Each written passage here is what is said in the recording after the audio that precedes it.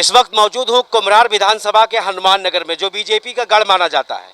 आइए देखते हैं कि इस गढ़ में कितने लोग हैं जो बीजेपी को अपना वोट देंगे और बीजेपी से उनकी उम्मीदें हैं, और बीजेपी से कितने लोग ऐसे हैं जो इनके गढ़ में ही नाराज बैठे हुए हैं। क्या कहना है उनका, क्योंकि मौजूद हूँ मैं हनुमान नगर के चाय की दुकान पे, जहां होगी चर्चा आप चुनाव को लेकर। लिट्टी भी गरम गरम बन रही है, सब कुछ है।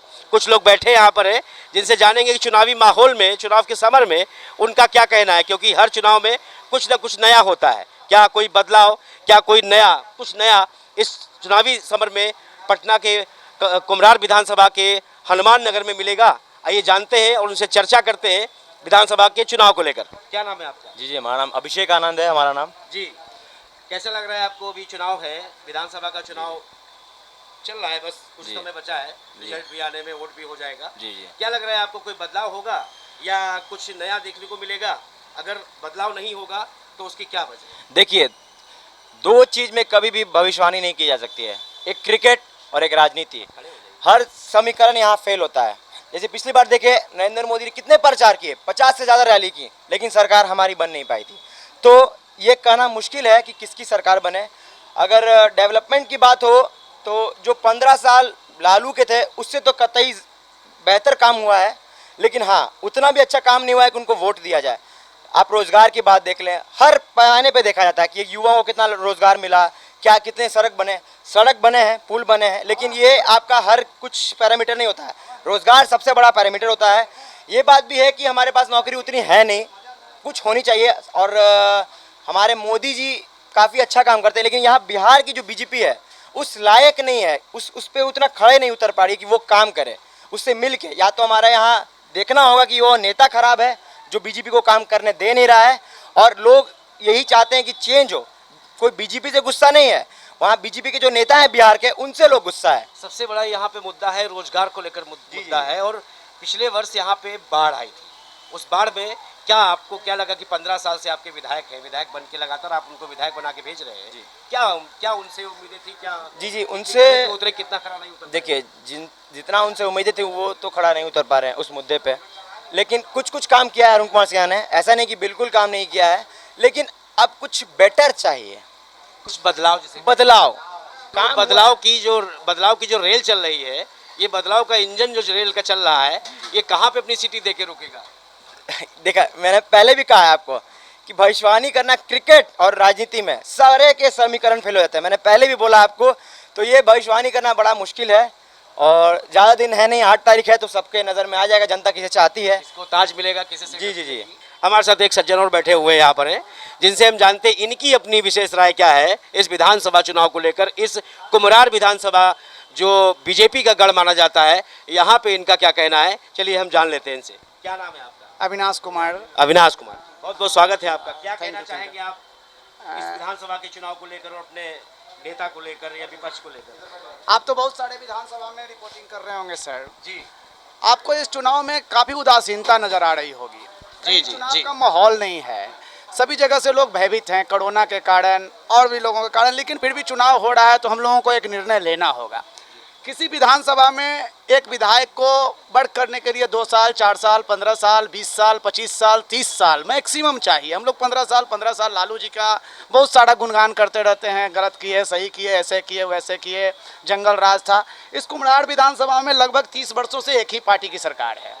15 वर्ष हम लोग बिहार के वर्तमान उप मुख्यमंत्री मोदी जी को दिए, उसके बाद अरुण कुमार सिन्हा जी उनके नाम पर जीते, उनके विरासत को आगे बढ़ाए। लेकिन कुम्हरार का विकास क्या हुआ है ये आपसे कुछ छुपी नहीं। पिछले साल हम लोग नाव से घूमे हैं और काफ़ी भयावह स्थिति थी, बड़ा बाढ़ में अस्त व्यस्त लाइफ। हम तो और ज़्यादा राजनीति से तब हमको हास्यास्पद लगता है कि हमको एक चुनाव में अभी तेजस्वी जी ने घोषणा किया युवाओं के पक्ष में कि मैं 10 लाख युवाओं को नौकरी दूंगा, और वह बहुत ही कॉन्फिडेंस लेवल से बोल रहे थे।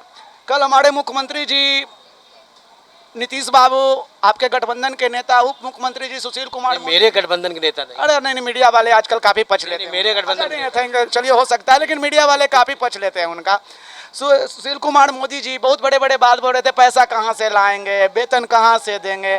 आज हमने बहुत एक पेपर में पढ़ा, घोषणा हुआ हम कितना देगा तेजस्वी? 10 लाख, हम 19 लाख देंगे। अरे यार तुम कहाँ से पैसा लाओगे? यानी कि इससे पहले कहाँ से पैसा आ गया? इससे पहले घोषणा कर सकते थे। घोषणा कर सकते थे, यानी कि तुमने भी नोटबंदी में बहुत पैसा चुराया है यार। 19 लाख लोगों को नौकरी दोगे इससे?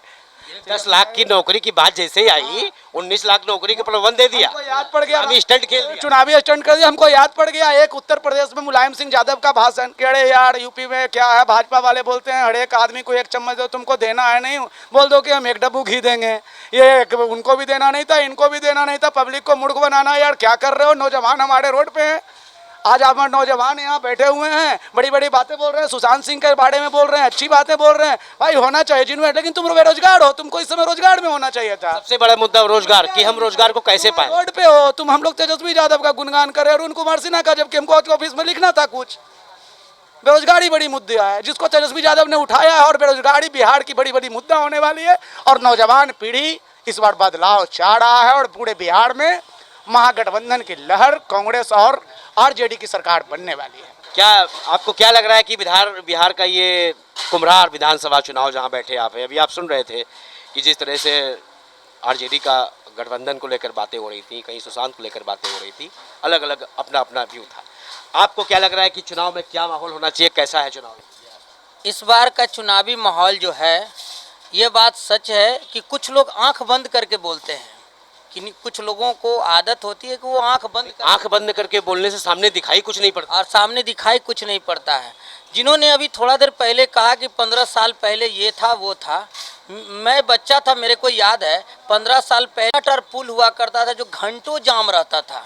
आज उस पुल को जा करके देखिए कितना चकाचक माहौल है। आज पूरे पटना में चारों तरफ देखिए कितना सारा रोड बना है, कितना सारा पार्क है, चारों तरफ हरियाली दिखती है, 2-2 म्यूजियम बना हुआ है।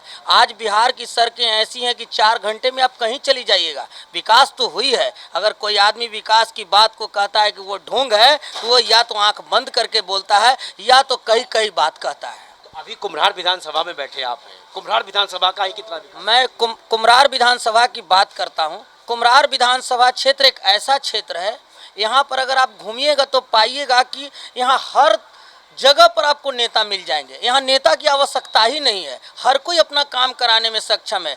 दाहिने चले जाइए तो हमारे स्वास्थ्य मंत्री मिलेंगे, बाएं चले जाइए तो शिक्षा मंत्री के लोग मिल जाएंगे, उधर चले जाइए तो सुदर्शन जी का, विधायक जी का, तमाम लोग। ऐसा क्षेत्र है ये कि यहाँ घर घर में लोग नेता मिलेंगे। यहाँ जो कुम्हरार विधानसभा क्षेत्र है, माननीय विधायक अरुण कुमार सिन्हा उनके पीछे हैं। यहाँ नेता की जरूरत ही नहीं है, वो तो केवल वोट लेने के लिए आते हैं, और हम लोग केवल यहाँ पर बीजेपी का हाथ मजबूत करने के लिए उनको वोट देते हैं। कुछ निर्दलीय नेता भी टहलने मैदान में है कमर कस के, उनके लिए क्या कहना चाहेंगे? देखिए, निर्दलीय नेताओं के लिए मेरा ये सवाल है कि आप लोग आज जो आए हैं, अभी आए हैं कि कोई लोग कह रहे हैं, जैसे हमारे कुछ मित्र लोग हैं जो आ रहे हैं, प्रलोभन दे रहे हैं, बता रहे हैं, उनको मेरा ये सुझाव है कि आप 5 साल तक क्षेत्र में रहिए। 5 साल आप लोग थे कहाँ?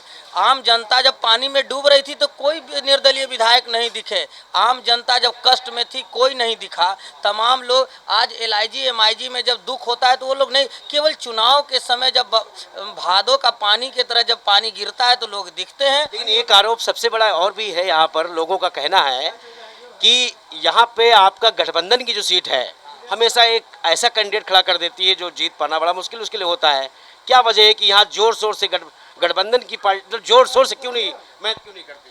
उनको पता है। आप पाइएगा पूरे बिहार में जहाँ बुद्धिजीवी वर्ग अवेलेबल है, जहाँ पढ़े लिखों की संख्या अधिक है, वहाँ पर महागठबंधन जो है अपना उम्मीदवार कमजोर ही खड़ा करता है और बीजेपी लीड कर जाता है। केवल यही क्षेत्र नहीं है, आप बगल में चले जाइए बांकेपुर, बगल में चले जाइए उधर पटना साहिब तरफ, ये जहाँ बुद्धिजीवियों का क्षेत्र बना हुआ है वहाँ पर हमेशा बीजेपी लीड करता रहा है। क्योंकि लोग समझ रहा है कि जब हमारी बहन बेटियाँ शाम में 6 बजे जाती थी तो कोई कॉमेंट्स करता था तो दरोगा भी जा करके पूछते थे कि भाई काहे कॉमेंट्स। अगर दरोगा के यहाँ चला गया तो वहाँ दरोगा कहते हैं जाओ अपना काम देखो, यहाँ यही सरकार चलती है, लॉ एंड ऑर्डर का कोई।